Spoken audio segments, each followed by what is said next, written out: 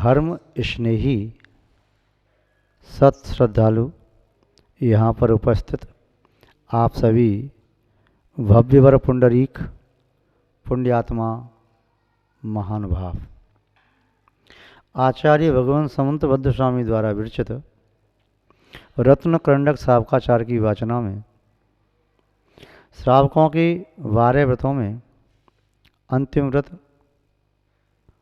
अतिथि संविभाग व वैयावृत्ति। इस संबंध में श्लोक नंबर 111 से देख रही हैं। 115वें श्लोक में तपोनिधि की पूजा भक्ति स्तुति वंदना प्रणाम आदि करने से क्या फल प्राप्त होता है देखा। पुनः 116वें श्लोक में यह देखा कि सत्पात्रों को भक्ति पूर्वक दाता अपने गुणों से युक्त होकर के दोषों का परिहार करके शुद्ध आहार आदि दान देता है, उसके माध्यम से उसे सुदीर्घ काल तक प्राप्त होने वाले उत्तम भोगों की प्राप्ति होती है। अब यहाँ पर जो वैयावृत्ति है उसके कितने भेद हैं उनकी चर्चा यहाँ पर 117 नंबर की इस कारका के माध्यम से करते हैं। आहारौषध यूरोप्युप कर्णा वासयोषदानेन वैयावृत्तिं ब्रूते चतुरामत्वेन चतुरस्रः। चतुरस्रः 4 प्रकार के ज्ञान को धारण करने वाले गणधर परमिष्टि वृषभसेन आदि 1452 गणधर व इससे अधिक 24 तीर्थंकरों के जो गणधर ब्रज क्षेत्र के इस काल में हुए चतुर्थ काल तृतीय काल में, उन्होंने वैयावृत्तिं ब्रुवते वैयावृत्ति को कहा है चतुरात्मत्वेन।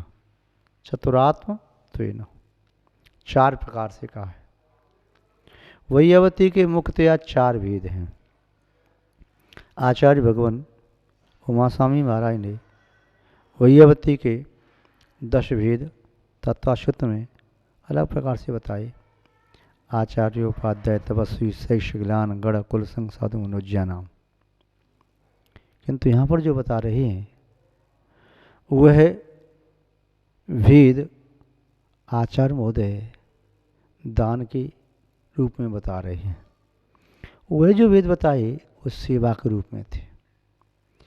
यद्यपि आचार्य समंतबद्ध स्वामी की दृष्टि और बृहद दृष्टि है, वे अपनी दृष्टि में केवल 4 प्रकार के दानों को ही नहीं, पूजा भक्ति स्तुति वंदना नमस्कार पाद मर्दन सेवा आदि साधना में बाधक सभी वस्तुओं का निराकरण साधक वस्तुओं का प्रदान करना सब वैयावृत्ति में ही समाहित करते हैं।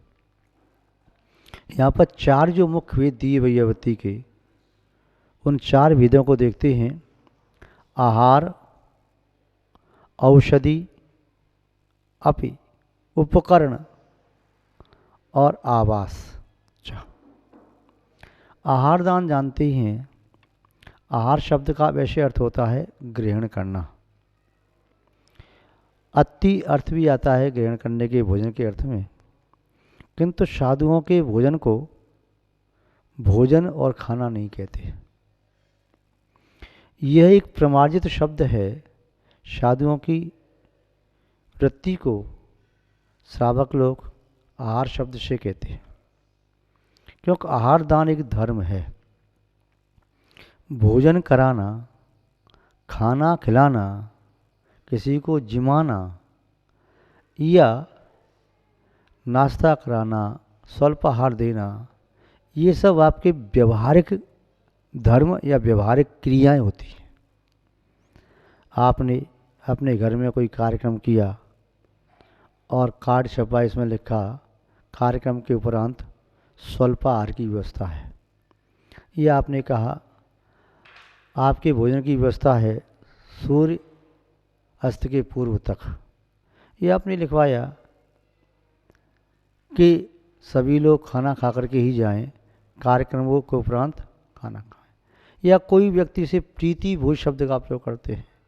सब अलग अलग प्रकार से करते हैं, किंतु ये शब्द साधु के आहार के लिए उपयुक्त नहीं है।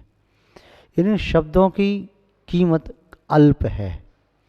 जैसे साधु भी मनुष्य है, किंतु साधु को कोई मनुष्य नहीं कहता, साधु को कोई आदमी नहीं कहता, साधु को कोई ये नहीं कहता कि यह पुरुष है, क्योंकि ये सामान्य व्यक्ति के लिए प्रयोग किए जाने वाले शब्द हैं। विशेष व्यक्ति के लिए प्रयोग किए जाने वाले शब्द भी विशेष ही होते हैं। जिन शब्दों का प्रयोग आम व्यक्ति के लिए किया जाता है, उन संबोधन वाक्यों का प्रयोग हम किसी विशेष व्यक्ति के लिए नहीं कर सकते। जैसे देश के राष्ट्रपति हों, उनके लिए शब्द नियुक्त है महामहिमाधीश या महिम माननीय महोदय इत्यादि शब्दों का प्रयोग किया जाता है। उन शब्दों का प्रयोग हम सामान्य व्यक्ति के लिए नहीं कर सकते। भगवान के लिए जिन शब्दों का प्रयोग करते हैं, जो उत्कृष्ट शब्द हैं, उन उत्कृष्ट शब्दों का प्रयोग हम सामान्य व्यक्ति के लिए नहीं कर सकते।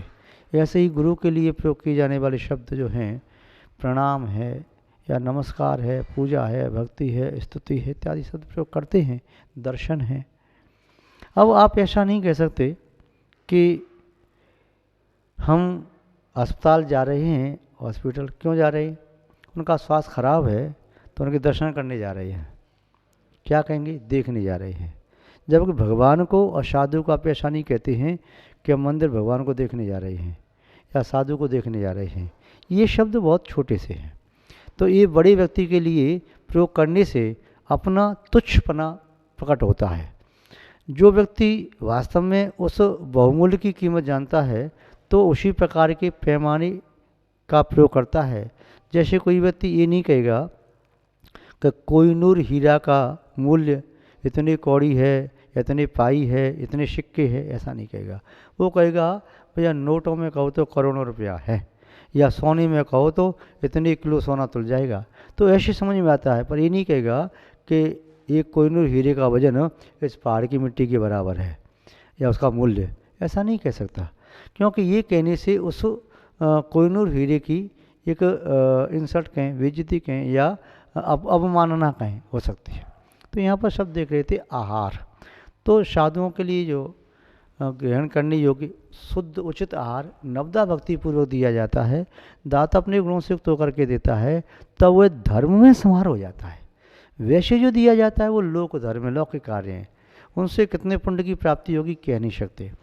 आपने किसी गरीब को भोजन कराया, किसी पशु को भोजन कराया, या चारा डाल दिया, दाना डाल दिया, चोखा डाल दिया, चींटियों को आटा डाल दिया, या मछलियों को अपने दाना आटा डाल दिया, तो उसको ये नहीं कहोगे कि मैंने आहार दान दिया है, उसको ये कहोगे मैंने करुणा दान दिया। उनके प्रति करुणा का भाव जागृत हुआ तो मैंने उन्हें भोजन कराया, उन्हें खाना कराया, उनकी उदर पूर्ति की है। किंतु कोई व्यक्ति ये नहीं कह सकता कि मैं साधु की उदर पूर्ति करता हूँ, मैं साधु को भोजन कराता हूँ, मैं साधु को खाना खिलाता हूँ। ये कहने वाला व्यक्ति वह पुण्य नहीं करेगा। वह जानता है यदि मैंने इस शब्द का प्रयोग किया तो मेरा पुण्य क्षीण हो जाएगा, पाप का बंद हो जाएगा, क्योंकि अहंकार आ जाएगा। मैं साधु को भोजन करा रहा हूँ, साधु को मैं खाना खिला रहा हूँ, साधु को उदरपूर्ति कर रहा हूँ, नहीं, ये तुच्छ शब्द है और स्वयं के अहंकार का प्रतीक है। जब भी बड़े व्यक्ति के प्रति तुच्छ शब्दों का प्रयोग किया जाता है तब निस्संदेह मानना चाहिए उसके अंदर अहंकार पनप रहा है। अहंकार तो विषैले सर्प की तरह से है, कब डस ले और कब यह धर्म की मृत्यु कर दे कुछ नहीं कह सकते, और सुगति को दुर्गति में बदल सकता है। कोई कहे कि मैं तो वो साधु, कोई किसी अन्य परंपरा का साधु, वह तो बीड़ी पीता है, सिगरेट पीता है, या अफीम गांजा चरस का प्रयोग करता है, मैंने उसको दे दिया तो मुझे पुण्य लगेगा कि नहीं लगेगा? तो इन वस्तुओं को देने से पुण्य नहीं लगेगा, उसकी दुष्प्रवृत्ति होगी, उसका चित्त भी दूषित हो जाएगा, विशुद्धि नहीं बढ़ेगी, इसलिए देने वाले को पुण्य कहाँ से मिल जाएगा? तो शुद्ध वस्तु का आहार दिया जाता। जो श्रावक हैं, साविकाएँ हैं, दिगंबर साधु या जैन परंपरा के साधुओं को आहार देता है, यहाँ तक कि वह अन्य किसी को भोजन भी देता है तो अपनी रसोई में अशुद्ध भोजन किसी को नहीं कराता, शुद्ध भोजन ही कराता है। कभी किसी कार्यक्रम में भोजन भी देता है तो अशुद्ध वस्तु नहीं देता, क्योंकि अशुद्ध वस्तु खिलाने से पुण्य नहीं लगता, पुण्य क्षीण हो जाता है, पाप बढ़ जाता है। तो आहार दान देना ये एक धर्म है। दूसरा दान है औषधि दान।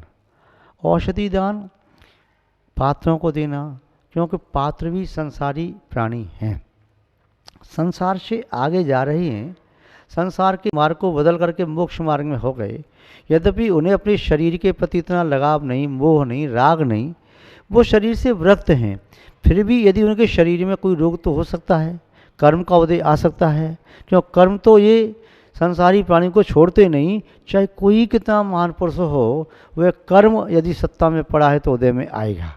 तपस्या करके क्षीण करो या फिर उदय में ला करके उसका फल भोगो।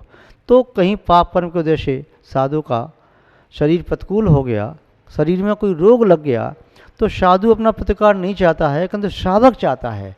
क्योंकि साधु तो सोचता है मुझे करना क्या है, मैं तो साधु बन गया, यदि मेरी आयु अभी भी क्षीण हो जाए तो मुझे क्या भय, लाखों वर्षों तक जीऊँ या मृत्यु आज ही आ जाए। क्योंकि कल्याण तो एक अंतर्मुहूर्त में भी किया जा सकता है, चाहे सुकुमार मुनि हुए, चाहे कोई और अन्य मुनि हो सकते हैं। भरत जी अंतर्मुहूर्त में केवल ज्ञानी बने दीक्षा के अनंतर। तो कल्याण के लिए ऐसा नियामक नहीं है कि लंबे समय तक साधना करें तो कल्याण होगा। हाँ, सुदीर्घ काल तक साधना तपस्या करने से पूर्ववत कर्मों की निजात होती है। तो व्यक्ति ये सोचे कि मैं ज़्यादा जीऊँ, नहीं, साधु कभी नहीं सोचता ज़्यादा जीऊँ, और साधु कभी नहीं सोचता मैं आज ही मर जाऊँ। साधु सोचता है जितनी मेरी आयु है उतनी आयु धर्म ध्यान पूर्वक व्यतीत हो, उसमें आर्त रोध परिणाम न बने। इसीलिए साधु पर एहसान करने के लिए नहीं कि मैं औषधि दे दूँ, अपने रोगों को दूर करने के लिए साधु को औषधि दी जाती है।